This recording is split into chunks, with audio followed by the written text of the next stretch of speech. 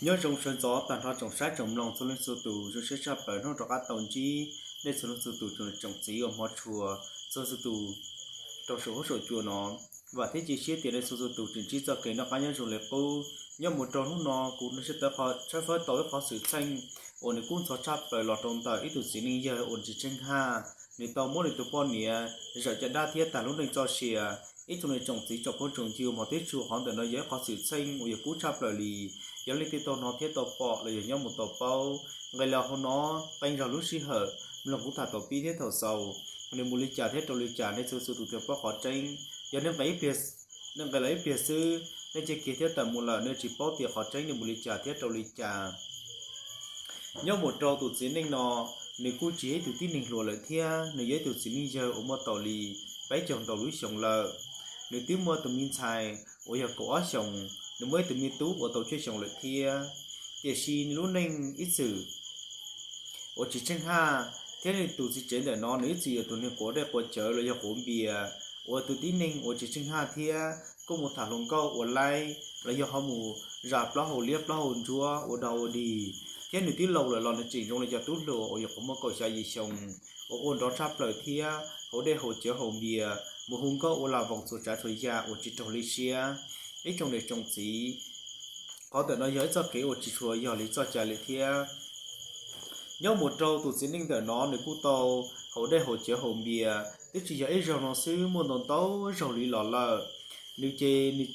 nhớ hồ chế nếu trong này tụt tin ninh ở trong này tụt tin ninh ở chỉ tụ va chỉ tụ chế là chỉ tụ va chỉ tụ chế là một trâu họ chỉ tụ rút chế tụ khanh lì việc xin ta trong lời sáng trâu chế nếu trong gọi lý tụt tin ninh ở giấy tụ nói tụ chữ trâu họ tại đun chia thia nhất là tây của là tây la là tây tuột xa ở đây hồ chở hồng bia chế nếu giấy tụ tin ninh ở một lũ thiết cho lấy tụ tin ninh mùi nhia trong này tụ tin ninh chỉ chia thiết sinh ha để xin đi chua là uo lúc tàu luôn trời lúc mùa sư họ trở chính thiết họ chính tiền chỉ nên sau trở chỉ nên trở van trở vòng chỉ tên mình tú mi nhủa tên con nhỉ tên chỉ nụ chỉ trồng cái lò lì nhớ một trâu tụ con nhỉ để nó thì giấy tụ nhỉ chế ở trong cơn cầu lì tụ con nhỉ để nó lò này cu giấy tụ con nhỉ ở trên hai chắp là giấy tụ va hồ chế lò này cu tụ va tụ chế giấy tụ chỉ chia thế chỉ một thả tay luồn lùaเลยchỉ thả lùa tay chỉเลยchỉ thả luồn đầu sang đầu lò lì để si tụ chỉ nói giấy tụ này ít chữ chỉ trên hai chỉ nên một lò từ tụ con này gió tụ trong lò chỉ bỏ khó trong gió khoản cha là chỉ bỏ khoản cha yếu khó ở xí ở chùa là chỉ bỏ khó chùa thiên là chỉ nếu cô tôn trở văn từ vùng tôn riêng tôn rồi lò nhưng một tôn này nếu chỉ là cô hai chỉ tôn này lý thiên nếu một hôm đấy hồ chế hôm biên đó không gì trên này chùa lên là do chữ để xin người cho chế chỉ nếu chỉ tôn ý là chỉ là lý để chữ ấy từ này chỉ sinh hai thế là chế chỉ trở văn từ vùng thiên một tên từ tài địa là do tên lâu câu là do tên mình tên mình nhiều cho làm tàu bù rò thiếu một con này trời chỉ rò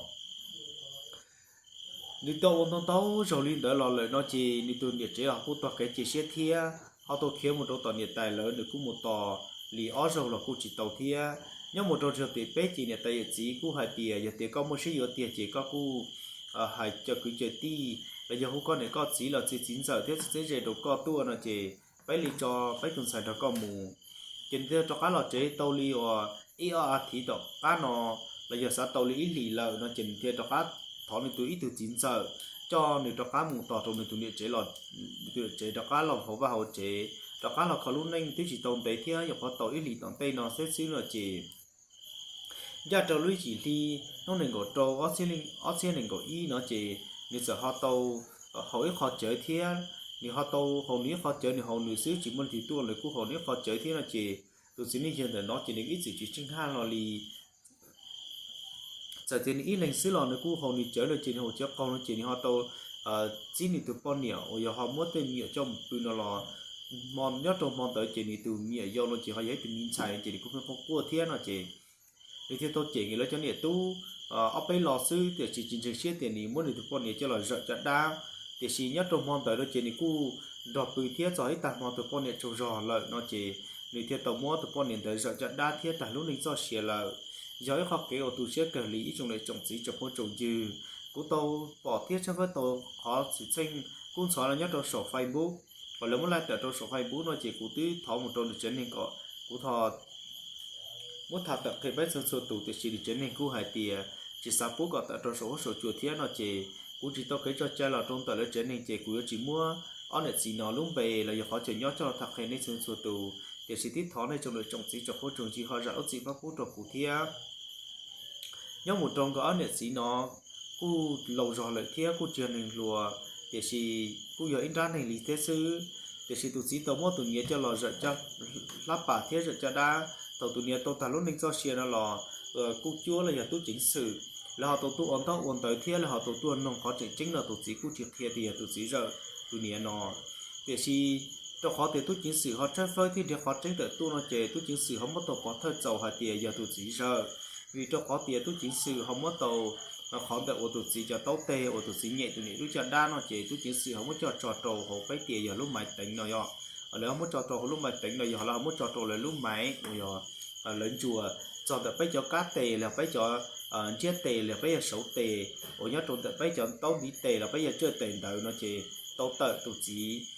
lý trong lý tụi chỉ bình thường như dân là giờ tụi thiệt cả cất nó giờ cô tao học tàu tợ trở lên đời nó chế lấy thiệt bảo tiền thì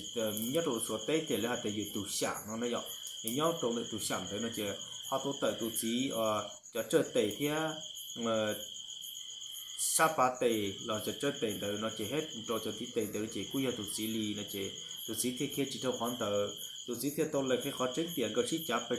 chỉ lo phải chờ giờ thì tự nhiên thấy ông tờ xứ ở bên lò lên tờ lên chơi tụi chỉ họ tổng bộ tờ thiết hỗ trợ tụi chỉ thì tàu mua sát tệ rợ cho đa thiết tàu nhận lắp bà tụi này theo tàn lúc này cho xỉa là lúc xí hận tới tôi chính sự mất tàu khó tránh và thơ giàu tôi chính sự là cô cho tụi chỉ giờ nó cho mù ở nhà lúc gì để thia nhau một trong đợt tay chỉ là số lượng số tụ là cô chỉ giàu xía thia nó chỉ là cô tàu tại là giờ cậu tụi chỉ nó để họ tua ít tụ nhu là ít tụ chia liền tới cho một tàu tụi nhiệt chỉ là luôn thành thia chỉ khoản tới họ ổn định các tàu bỏ tới đấy nó chỉ cũng như chỉ mua tụi nhiệt chế là nó tụi đua cho là cho việc cho khó tiền thì tàu tại lúc này cho xìa chế chơi tụi đua tại nó này giờ ít tụi chỉ chơi trong sai thế chỉ chơi trong sâu nó chỉ cũng chỗ mua mình chỉ bốc lông xứ nó chỉ bỏ họ chính là nên họ chỉ so tụi xìa thế họ chỉ so sát tiền chơi của tiền tới họ sự xanh bây giờ so sự thì chỉ tránh nó thì bây giờ số tụi có thể nói như mua chính tiền thế cho tuân xài cho so sự là giờ là muốn lại tại trong Facebook thì như mua chính liền đời cũng muốn thật cái trong bây giờ số tụi nó là họ nhớ họ cái cỡ là bây giờ số tụi kia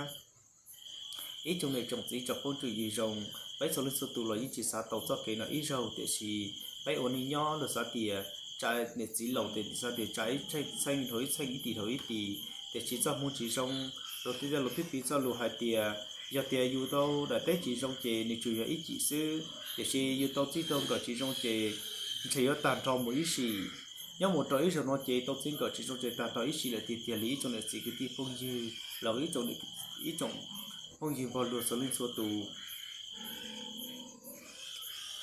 bây giờ họ kể ở tụ sẽ cần cầu lì tụ sẽ tổng một tụ nhẹ chỉ chúng mà lù lá chỉ là chỉ một tụ nhẹ cho lọ lì nó chỉ ta nói cho sẽ là cho họ kể ở tụ sẽ tiết cho cần cầu lì cho lựa chọn chỉ cho cô trồng trừ nhưng một trong đợt bây giờ sẽ nên lò bây chỉ sau lì thia họ thì chỉ hậu nó lò bây giờ tôi nhận trong tiệp bây hậu đây là chọn đây hậu chỉ là nhận chơi thia chỉ sau mua tê đê tê chơi cho lò ấy khó lò rồi tê đê tê chơi cho lò lì nó chỉ ở trời yêu tụ nhẹ chế ta nói cho sẽ lúc xí hận đợt chơi dưới linh cho nhẹ sư bây giờ cái cuốn sổ giữa chỗ sắp cái cho trái nhớ một trâu hỗn hợp hỗ trợ là giữa chỗ sắp cái cho trái cho trái số giả chỉ giữa họ yêu cần cầu là trong tập phải được khai thế nhớ một trâu phải lúc này ý trong phương gì rồng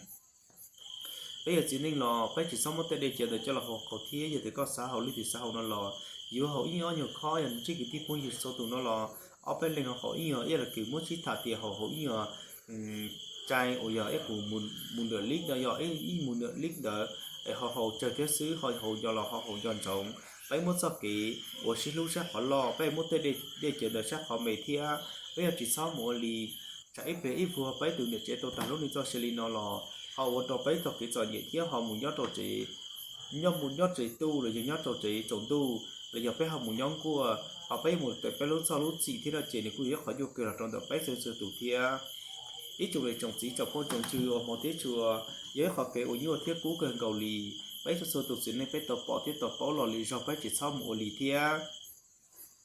nhớ một trâu luôn để luật sĩ lưu giờ tới tụ hài lòng chơi luật sát tiền chơi giấy từ tú trà giờ tia lưu tới tụ sạc phô xí lò lưu giờ sát tia sai tia giấy từ tú lợ chơi lúc một khó các có chua lon chơi lưu giờ trong phù lúc một khó phải khó rong đã mua nụ lon chơi lưu giờ trong chi bây giờ chỉ sau một lì thia bây ổn định nhau phải tiếp tục trả túi tràn xài tây tú tên xài là bây giờ sai lo ý à thế lo xí lùa bây giờ chủ tàu với họ rồng thia giờ tia lỡ giấy tuần xài xí lò lấy lùi mua nếu mua chỉ dù lùi mua lò xí luôn trừ bây giờ tàu lò tên xài nó lò giờ tia bây chỉ dù xài dù nó lò bây họ tới rồng xa họ tới rồng cho một giọt trong này tổ trả sau đó trong này trong xí thia bây họ chỉ so mua cho mù Olin đỡ giờ bây Olin đỡ chạy giờ tù bây giờ cái tí phong dư cho cái điện gì tu là giờ tu tới lúc chơi giờ trả tàu mua lù chè bây chỉ chỗ tay mình tu mình nhiều đó cá nọ chạy nhỏ ra chốn chạy gì chạy nhỏ yếu nhá là giờ chạy yếu vỗ đó thằng tê chạy trả họ trâu lột tới lọ trâu lột hà chạy tê tú tên xài yếu nhá là yếu vỗ lọ cũng nhiều cần cầu lý thia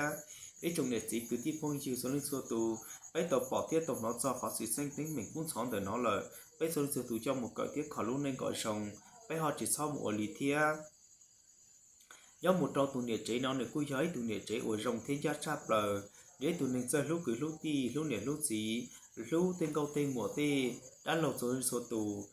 thế để cúi giấy tụ nhiệt trò sắp lờ nhớ trâu họ lúc ăn tụ nọ để chi trên chỉ tàu tía ít vừa xuyên có để chỉ chỉ lý một tên chỉ sinh tính mình và chỉ cho rau sai chỉ cho rau lòng tới nó là chỉ cái thế là tàu thả lúc nên cho xìa nếu thế là tàu thả lúc nên cho xìa lý nó còn này tụt xí là tôi trồng một nhóm cô thiết tôi chó từ mình nhổ ôn cho ôn chùa chỉ mua để từ lú chỉ mua nệm một xí lú chỉ mua ví một chậu lú rồi để bỏ xí giờ nhớ lò gì trong lò má thì chỉ phải hệ tôi xả tiền để bỏ xí giờ chơi lú một tiền là lú chỉ chờ phải lú dùng trò xí lót xí giờ nhớ lò lú một chờ là chỉ lú chỉ chờ phải lú thiết là chơi lú chơi từ mình nhổ ôn cho ôn chùa thế giờ thì lú này chỉ xe dù tối từ xí tôi lên tới chơi lú tới lú chơi yêu hai dù đi chơi lúc tôi phải tay mình tụi mình nhiều lần chơi lưới tiền tay mình tụi mình tới giờ rồi tụt chỉ ở phải đi nó tất cả chỉ lo tụt lo tôi chỉ dùng là tụt chỉ nhau lúc một bí tay lưới chỉ bí sạt li cho tông tiền giờ thì cho nông chỉ đi bố chỉ đến để cho chỉ li giờ thì tụt chỉ cho li co chỉ tất cả mình tụi mình nhiều là vô cho li co lúc xin lúc sau tụi họ tụt chơi thiết dùng chai nào là lúc họ chỉ cả lúc tê tú là tên xài cho là vô tê mình tụi mình nhiều chỉ vô trong họ là khu vô cho xin sau tụi họ vô là lúc cũng chỉ bố là tê tú tên xài cho là yếu lý mi tướng mình nhiều là chỉ có yếu họ nhiều cần cầu lý thia ý trồng để trồng chỉ trồng hoa trồng chịu ở một tiết chùa của chùa mốt thả thiên chi bé lì nó sư sẽ khó từ của họ mỗi hai tổ xía số lên số tụ là họ trả lốt sĩ ba phút rồi của thia của yếu chỉ tua lên tiền linh bê thiết của chỉ hai linh tiền linh của chùa hai tàn trò bé số lên số tụ sư bây giờ ý từ sinh đi chơi là bé chủ tổ chân gia thế trở linh thờ và thế chỉ xía tới số số tụ cho tiếng là không một trò toàn thế bây mà lấy sinh chỉ được trong số hốt số chùa nó lùi rồi nhớ rộng lên số số tụ